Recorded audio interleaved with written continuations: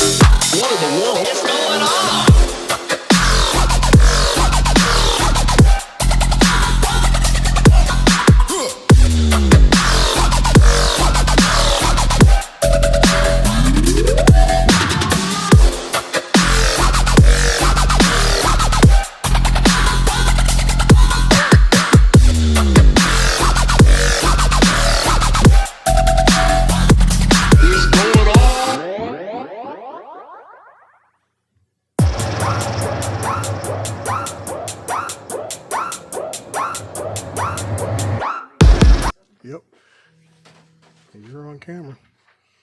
Howdy, everyone. This is Dre, Recovery One Drones, here with you tonight. Sorry I missed you last Sunday, but I actually was in the hospital. One of those things, getting old catches up with you. I was hospitalized for about 5 days, from the 28th to about the 1st of April.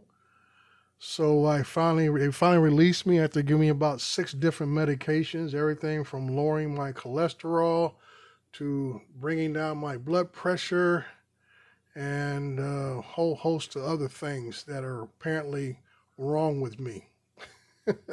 But I am back standing again, on the mend for my little stay at the hospital.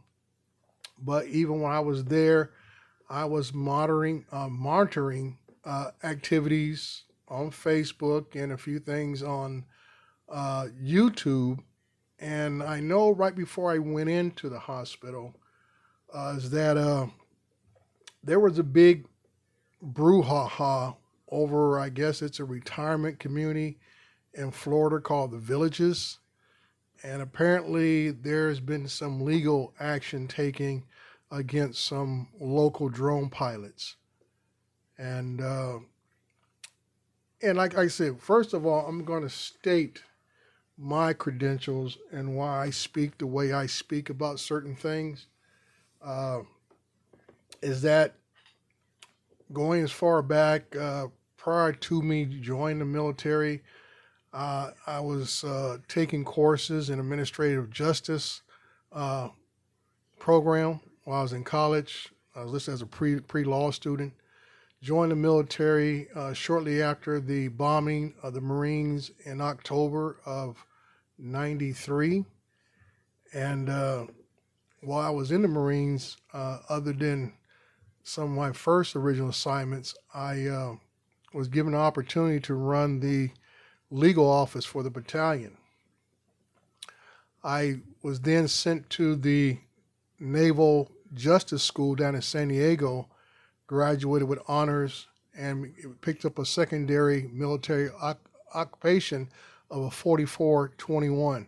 Those who are not familiar with military occupations, we call them MOSs, military occupation specialty.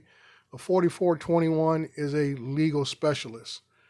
Translate over to civilian world, that's basically on the same level as a high-end paralegal or researcher for a lawyer group or even for a judge.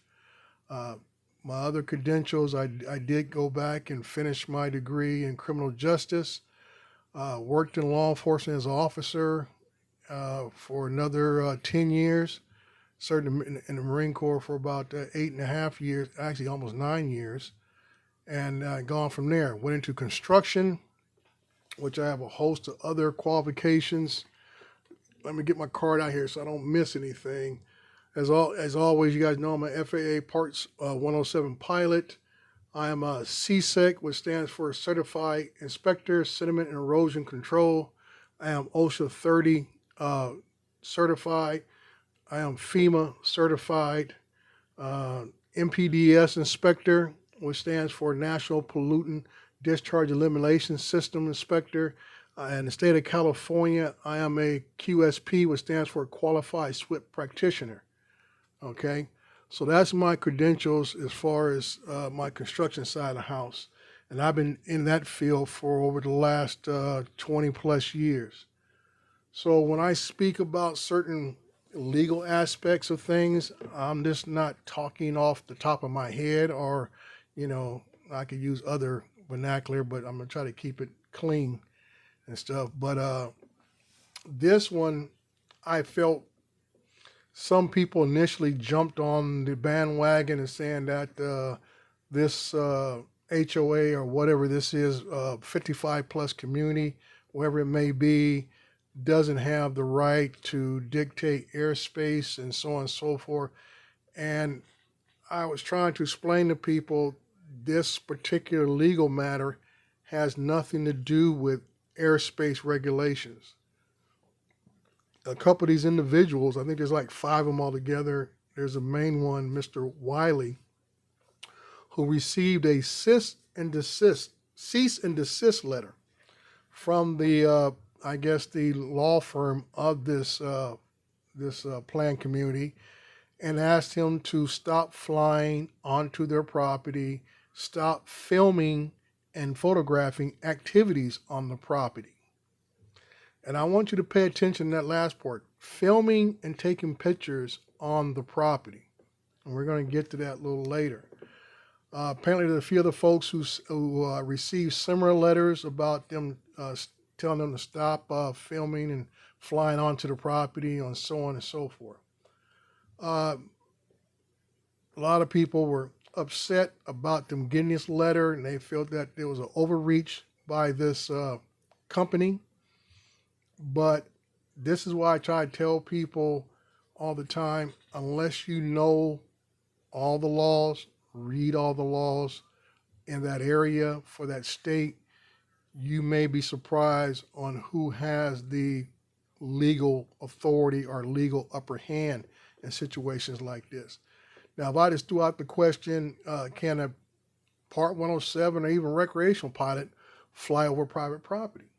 And we would all raise our hand, yes, we're allowed to do that, And in general sense, yes, you can fly around and do whatever else is. The difference is, like I said before, if you are filming and taking photos of activities on that property itself, that's when you delve into the fine line of the language. The legal language is surveillance. And it goes into violation of privacy. And this is what I always tell people. It's not about how high you fly or anything else. It's what you're doing with that information.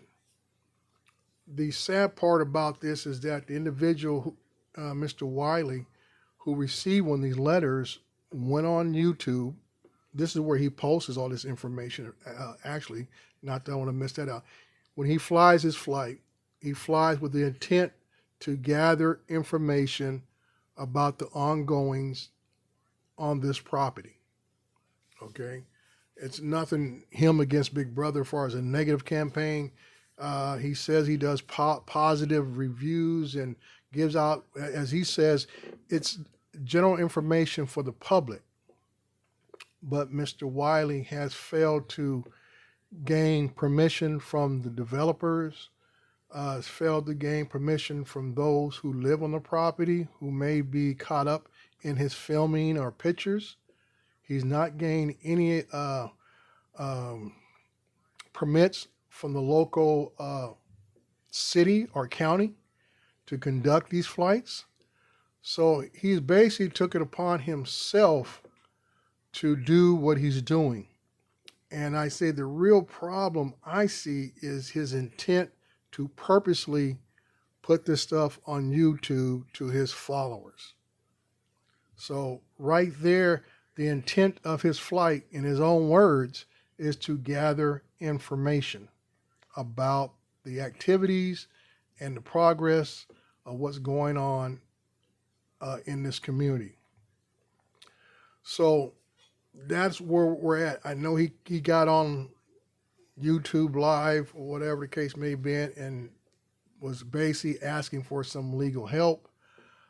There was a lot of support in his community, which I stated I applaud you guys all supporting him. But what needs to happen is, like I said, I was looking for legal opinions. And I know a few folks reached out to some of the very knowledgeable people in our community and asked them to give their initial thing. And I was, I saw a couple of things and I saw some court cases that were mentioned. And because of my background in the legal field, I research and I look up these court cases and I look for the judicial opinions. Every court case may be settled in a very different manner, but a lot of times the judicial opinions are what's most important. And there are a couple of cases that are brought out there, and most of the cases that I researched all had to do with criminal activity. And I try to explain to people, when you're dealing with criminal activity, the expectation of privacy, because that's what they were trying to say, that the law enforcement officials didn't have the right to peek over the fence, didn't have the right to fly over their property, all this kind of stuff. But when you're involved in criminal activity, your expectation of privacy gets reduced because you're involved in criminal activity. But even saying that, there is a step process that needs to be followed with law enforcement. In a couple of the cases where law enforcement was given a tip by what we call a confident informant, at that point, the officer started surveilling the location to look what kind of activities that were going on, which heightened what we call reasonable suspicion of activities. And then once more information was gathered by the police, we step into the area what we call probable cause. And then at that point, you talk about, then you start talking about getting warrants and all this kind of stuff. So that case went to trial, and the individual lost because he was trying to argue that the law enforcement used unauthorized surveillance methods to look at his property, and they should not be allowed to do so. So, like I said, when people quote cases, they need to look at the judicial opinions of what's being said by the justices and why they rule the way they rule. And I go back to I remember when remote ID became a thing over 2 years ago now, and people were trying to cite the U.S. versus Causey case. And it's probably one of the most misunderstood cases when it comes to aviation, especially in the drone community. People believe that case was about airspace. It wasn't. That case was about loss of commerce. The farmer whose land was right next at the end of a runway that was being used during World War II, was losing business because of the noise of the aircraft were disrupting his chickens. I think this guy was in South Carolina, North Carolina somewhere, and he filed suit against the government for loss of commerce. His chickens wasn't laying eggs, and he was losing money. And I went from there. But if you read in the opinions of the justices, it goes in there where it states that, it talks about airspace, because that was one of the issues being brought up. And the judge stated then in his opinion that the airspace, above ground navigable airspace, belongs to the overall people and not to one individual property, because that way individuals could sue every aircraft that flies over their property if they choose to do so.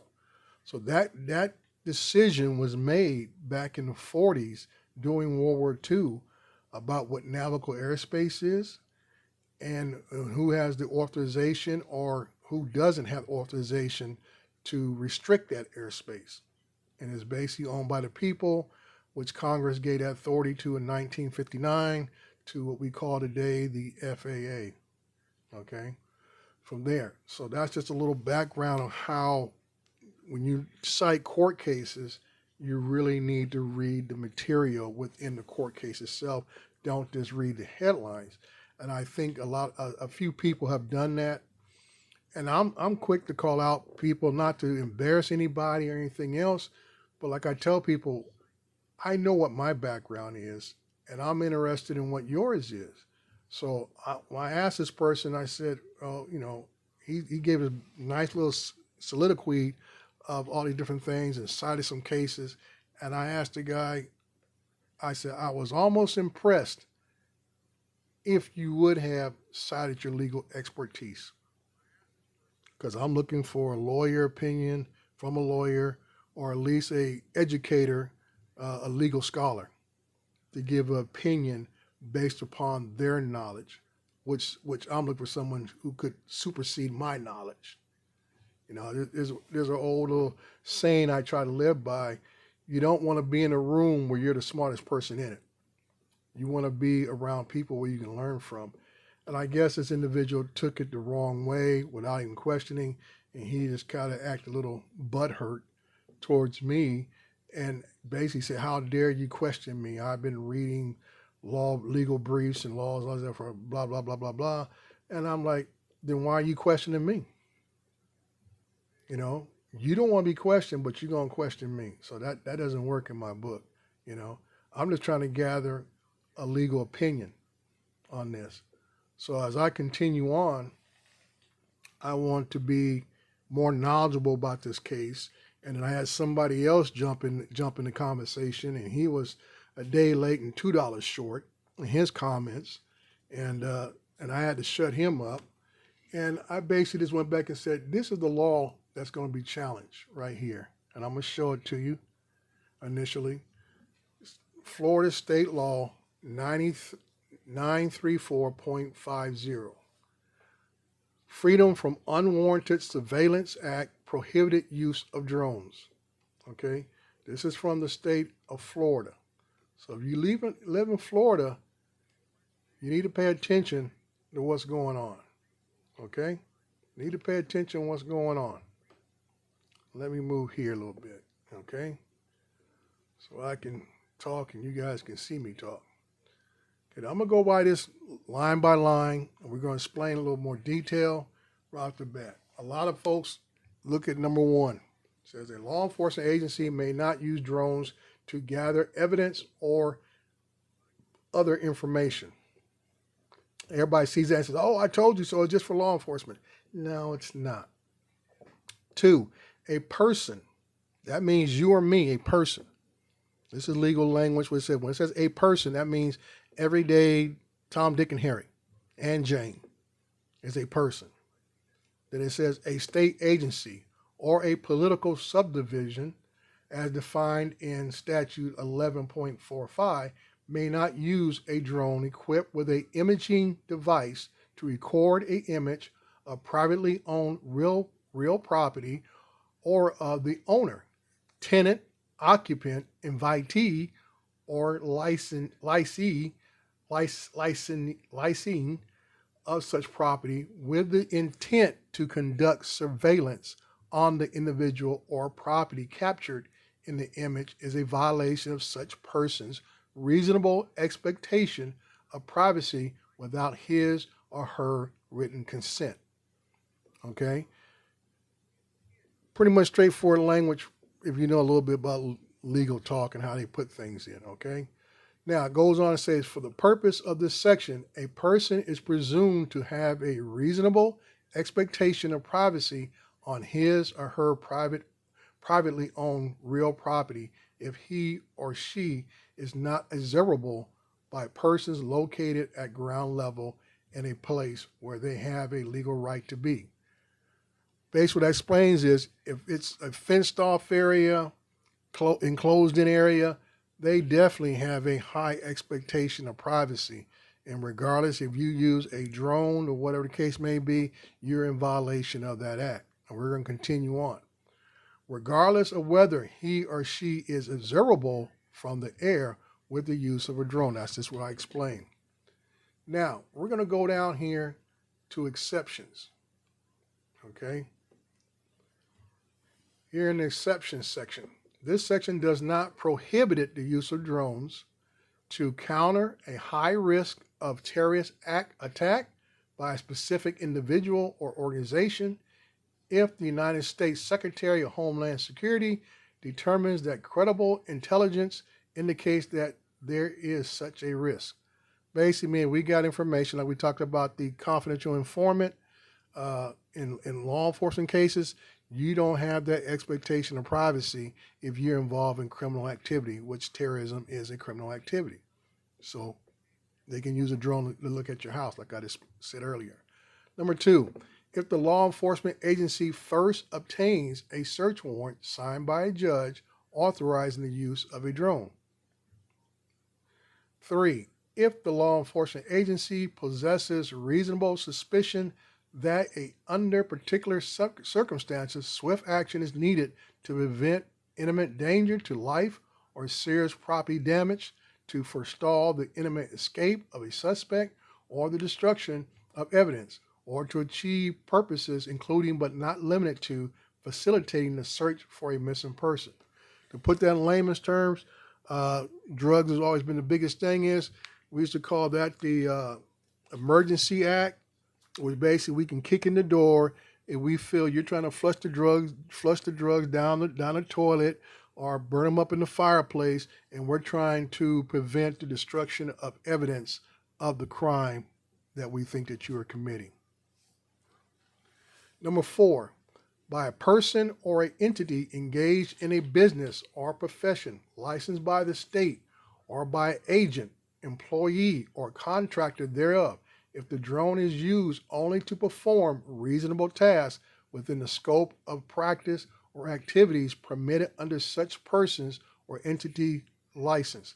However, this exception does not apply to a profession in which the licensee authorizes scope of practice includes obtaining information about the identity, habits, conduct, movements, whereabouts, affiliations, associations, transactions, reputation, or character of any society, person, or group of persons. So basically what I'm saying is you need to be authorized by somebody who owns that property to film people on that property. Number 5, by employee or contractor of a property appraiser who uses a drone solely to assess property for ad valorem taxation, which means you got the guys who does your property taxes, whatever, can fly a drone to assess what property is what. And I'll get into that once I finish talking about these other exemptions. 6, to capture images by or for electric, water, or natural gas utility. 7, for aerial mapping if the person or entity uses a drone for the purpose is operating in compliance with the Federal Aviation Administration regulations. 8, to deliver cargo i.e. Amazon or whoever, Walmart, is delivering. Okay. 9, to capture images necessary for the sale operations or navigation of a drone that is being used for a purpose allowed under federal law. Which here again, you can take pictures of properties for sale, but you still need to have the authorization of an owner. 10, by a communication service provider or a contractor for communication services provider for routing, siting, installation, maintenance, or inspection of facilities used to provide communication services. Basically, I know in my community here in California, anytime they're going to do inspections of the lines, even though the lines are underground in my area, but the adjacent area, older homes where I live at, they still have above ground lines. So they'll send us an email stating that they may be using drones or helicopters at low altitude to conduct these type of maintenance inspections. So they're notifying us of their activities so we would be aware of it. Okay? So that is what's going on in the state of Florida. And as I said before, this gentleman or these gentlemen who are doing these flights with the intent of gathering information, with the intent to post this information on their YouTube channels to give out to the general public. And that's why I feel they really have gone off the wrong track, because they never asked for permission or gotten permission. And like I said, this community, for what I have heard about it and everything else, there are existing homes in this community, along with ongoing activities on it. So now you're out here collecting information for surveillance purposes to post on YouTube. And the basic analogy I like to use, because people understand this the most. You have a situation going on wherever you may live. If you live in a regular residential neighborhood, houses on both sides of the street. Let's say you have a pool in your backyard. The kids are having a great time. Got some friends over, so there's a little extra noise going on. The neighbor across the street hears all the ruckus, and he's not happy. So he wants to know what's going on. So he comes out, looks out his front window, not sure where the noise is coming from, but he does see a few heads bob up and down over your fence line. Nothing he can really see what's going on, but there's some activity. So he's like, let me get my drone out. So he gets his drone out, puts it in the air, Class G airspace, nothing fancy. And he goes up, and then he can see the kids in the backyard. Now, he's over his own property at this point. No harm, no foul. But now he wants to get a closer look, and he flies the drone over the top of your house. And then he proceeds to take pictures and videotape of the kids in the pool and whatever activity else is going on in your backyard. And then he brings the drone back and he posts those videos on his YouTube channel for the purposes to show that, this is why he don't like kids or whatever the case may be, because they make too much noise. Now, do you feel he has the absolute right to do that? That he's flying in Class G airspace?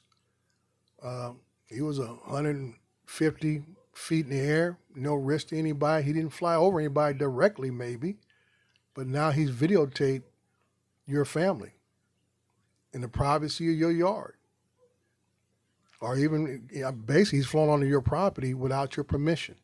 You never gave him no authorization to film his family, film your family. So this is where we're at. And this is what it's going to come down to with this individual, is that even though this is a big commercial operation, but it still comes back to how do we differentiate the aspect of flying over commercial properties where individuals are still working at, doing certain activities. And even though they don't have to be fenced, You can actually say you can see from the street there's activity going on, but you fly your drone over into that property to get a closer look of what's going on. So this is the question. Does he have the right to come onto the property to get a closer look of what's going on without permission? Is he allowed to do that? That is the question. And I say no. And I am all open for the different questions about that. You know, like I say, I'm no expert. I like to hear other legal individuals who can explain to me where someone's intent to gather information for public viewing, where does it begin and end when it comes to private property? Okay, and that's why, Rich, that's why I use that analogy about the kids, because if his kids are involved, we have a different viewpoint. If I'd have said, oh yeah, you're having a pool built, and he flies over there and he's filming the construction guys building the pool, would your opinion change? Now we're talking about a commercial project or, you know, a large development. Does your opinion change? I mean, some people are already living in this development. We don't know what activities are taking place in their backyards while this guy's filming, who has no permission to film from anybody on that property. People who live there, the workers who are working there, or the property owner. He's not gotten any permission from anybody. Has not gone to the local authorities to even gain permission from them, if he even needs permission from them. He just took this upon himself to conduct these activities. So that's why I'm saying that, you know, a lot of people jumped on this thinking that they're trying to stop him from flying. I said, no, they didn't tell him he couldn't fly. It's actually about him filming, is what the cease and desist letter is about. And they're asking him to stop doing that and also take down all videos that he has posted about that property. Now, his argument is that they're just trying to control the information about the property. I said, well, it's their property. They have that right to control the information about their property. So that's what I'm saying, you know, unless somebody else has got a better legal mind than I do, and I'm just thinking that from that aspect, you know, like I said, if he was just flying over the property, going from point A to point B, and he wasn't filming anything, no big deal.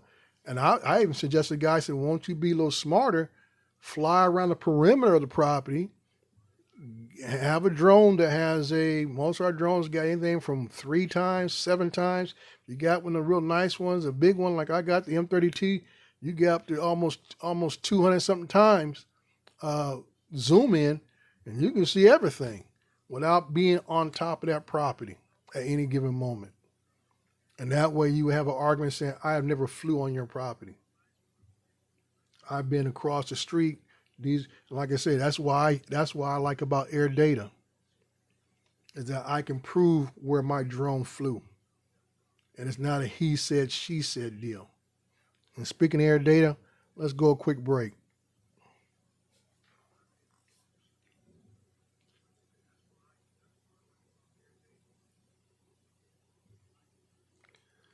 All right. So these are the things that we need to be, one, knowledgeable about. What are your local regulations in your state as far as using drones for certain activities? Because what people really fail to understand is that in most cases, only one case, and I'm gonna cover that because I know a lot of you guys will probably bring it up as soon as I say this. In most cases, when it comes to laws and regulations, the federal government sets the benchmark. The states can be more restrictive, but they can't be less restrictive. Now, the exception to that rule is the current state of marijuana. Marijuana is still considered a Class A drug at the federal level. But we have a lot, almost more than half the states now that have legalized recreational use, medicinal, medical use, medicinal, what we want to call it, medical use of marijuana. And that has been the real topsy-turvy question on what states' rights are and everything else. Now, when it comes to drone pilots, the FAA has designated areas as restricted airspace or critical infrastructure, but now individual states are saying we want that right to designate what's critical infrastructure. So you can no longer use the excuse that, well, the FAA on my chart didn't say it was a critical infrastructure, power plant, dam, or whatever, but your local state has the authority to dictate what they call critical infrastructure. And I know that already exists in Florida, Arkansas, right off the top of my head, Texas is about to do it with that bill, is it Bill 41, whatever it is? They're about to hammer drones in Texas. So we know we're sitting on pins and needles with that. So this is what I'm always talking about, is being knowledgeable about what you're doing. Even if you're flying recreation, be aware of what your state and local laws are, because these kind of things will land you in court very quickly. And if you have a aggressive district attorney, he'll have you standing tall before a judge before you can blink. And like I said, it is very hard to find a knowledgeable lawyer on aviation law. It's just not something that happens very often, but we've had a few people get nailed with drones, and because of court costs and everything else, most people have to roll over and just take it. So that's why I say it's upon you to be knowledgeable of what's going on. That's why I tell people, I wrote in the comments, this is why when I go out and fly, which I mainly fly for paid purposes, commercial activities, I keep a hard copy on me, or I have a digital copy on my phone showing my authorization to be where I'm supposed to be at and everything else. So I don't run into these issues about why are you here, who authorized you here. I said, I'm here, I work for this individual, and yada, yada, yada. Because 9 times out of 10, they don't know who you work for or anything else. So this way you have your credentials, you have your authorization, and everybody can calm down. Because like I said, I've had my Karen encounter, and this is the exact thing. She saw my drone flying over her property, but I was not filming her property. I was filming the property next door. And like I said, because I was able to show proof, 1, I showed my authorization for the job I was doing there.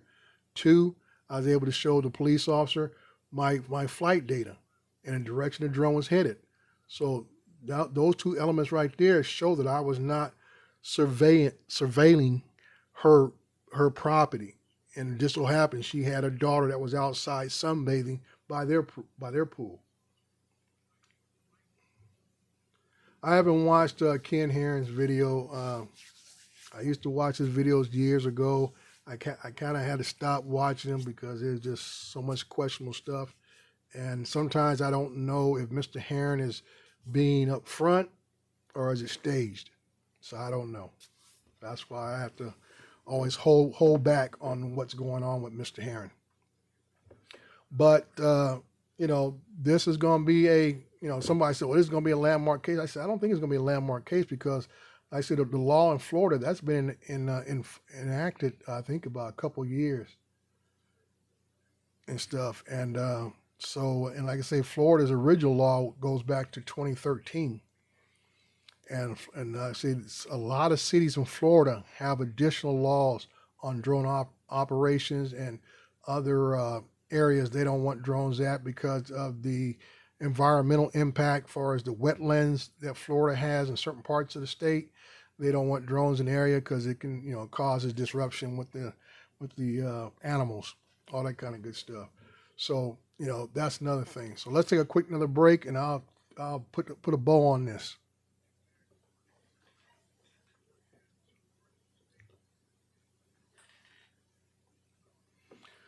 All right. That was a quick message from Pilot Institute, and I support them 100%. I believe if you're trying to get your Part 107, your money cannot be better spent than where it's at with Pilot Institute. I believe Greg, one of his people, announced they are trying to establish a on-site classroom environment. So those of you live close to the Prescott area of Arizona can come on in and spend a day or two with them and cram all that stuff into your head and take the test and hopefully pass it and stuff. And those you like me who are interested, oh, didn't hear anything? Oh, that was my fault. Sorry, let me get that straight. Oh, USB. No, not that. Video. Here we go. Don't want to shortchange my peoples. So let's try that again. The best, you have to train with the best. Pilot Institute. How was it this time? You guys get any sound?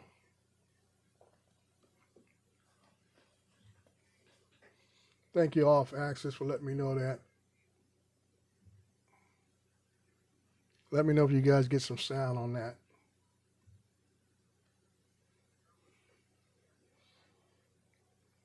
So as I was saying, that Pilot Institute is probably one of the top-notch, most reliable, and institutions out there. There's a lot of folks out there. Their prices vary from normal to, I say, way up above normal. But Pilot Institute has shown themselves to be credible individuals from the top to the bottom, very credible. So I cannot, say anything negative about them. I like what they do. They stand behind what they do. So I was about to say that people like me, if you're looking to enhance your knowledge and mapping courses, I think they have that also going. I know they're probably going to eventually get a thermal class set up pretty soon. So be on, like I said, I would create a link for yourself so you always know what's going on with Pilot Institute. So when the opportunity arises and you have the time, jump on in. I mean, like I tell people, I know a lot of folks are recreational pilots, but those that you are commercial individuals like myself who are looking to enhance what you do, other words, gain some credentials in what you do, this is how I get my foot in the door because of my amount of credentials I have in the construction area of my life, is that I speak the same language as developers, engineers, site foremen, everything else. So when I step on a job site, I fully understand what my role is. I fully understand what is expected of me, and so on and so forth. So there's not very little to no problems at all that I have encountered from anybody. So as I was saying that, I'm going to go ahead and wrap this up. I hope the best for these people in Florida, these 5 individuals who have gotten these cease and desist letters. I hope they're able to come to the table and talk with this developer and come out to some type of some type of agreement on what they're going to allow these individuals to do. Like I said, no one there, I think, is doing this for nefarious reasons. But in spite of that, you have to respect the people's rights as property owners, developers, and also the residents who are already living in the villages area. You have to respect their privacy and everything else. AGP, as far as Drone U, I used to watch him a lot several years back. I kind of fallen off there a little bit. I don't want to say anything negative about anybody, but they have their place. I just feel Pilot Institute is just a better fit for most people. I mean, when you have above a 90% success rate with the Part 107, that speaks for itself. But all along, I know Drone U is mainly been about information. I know they were pushing their classroom instructions a few years back. I felt their pricing was maybe a little bit high, but you know, to each his own. You know, what, like I say, everybody learns differently. Like I said, I study on my own.